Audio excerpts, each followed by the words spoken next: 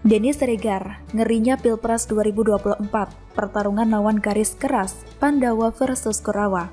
Ditulis oleh tim redaksi jurnal dari berbagai sumber. Indonesia sudah jadi incaran kelompok radikal untuk dikuasai dan dijadikan negara agama.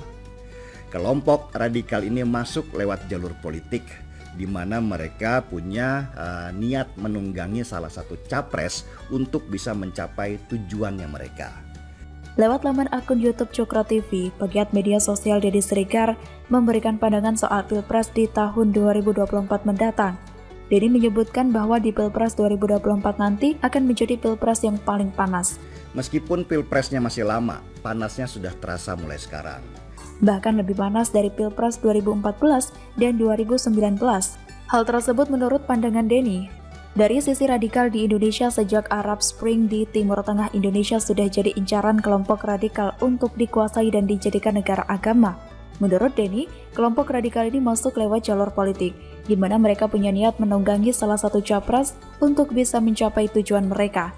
Dan capres tersebut yaitu Prabowo Subianto, yang dianggap mereka sebagai boneka untuk dijadikan presiden. Lalu, apakah Prabowo tidak nasionalis? Namun menurut Denny, Prabowo mempunyai kelemahan yang temperamental, mudah marah, dan cara pandang bernegaranya sudah ketinggalan zaman. Jika Prabowo menang pada waktu itu dan menjadi presiden, para kelompok radikal ini akan melakukan langkah keduanya, yaitu memaksa Prabowo dan parlemen untuk mengubah undang-undang supaya negara ini menjadi negara Islam. Prabowo pasti tidak akan mau, karena temperamennya tinggi, dia bisa saja main pukul pakai alat negara, yaitu polisi dan TNI. Ini yang ditunggu-tunggu kelompok radikal itu, supaya mereka bisa sempurna memainkan playing victim.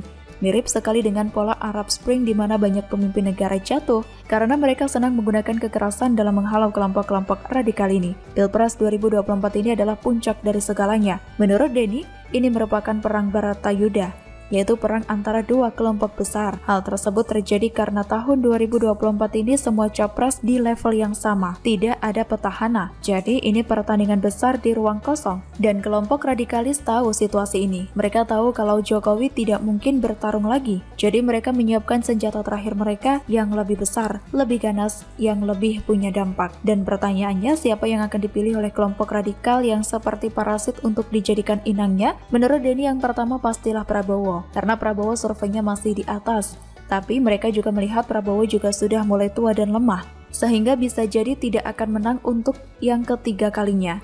Yang kedua, Anies Baswedan. Jika ada parpol yang meminang Anies untuk diusung sebagai calon presiden, ini akan menjadi kawan mereka yang lebih segar dan kuat. Sayangnya, tahun 2022 masa jabatan Anies sudah habis, sehingga ia tak mempunyai panggung lagi, dan inilah yang sedang difikirkan oleh kelompok radikalis ini. Pertanyaannya, mengapa kelompok radikal ini tidak memilih Ganjar Pranowo? Karena menurut Denny, lawan terbesar Kurawa hanyalah keluarga Pandawa, dan Ganjar tidak akan pernah bergabung dengan kelompok Kurawa, karena Ganjar tak mempunyai jiwa yang sama dengan para kelompok Kurawa tersebut. Jadi Pilpres 2024 nanti bukan masalah Prabowo, Ganjar, Anies, atau yang lainnya. Menurut Denny, ini merupakan masalah bagaimana melawan kelompok radikal itu dengan segala cara. Jika mereka menunggangi politik, kita balas dengan permainan politik juga.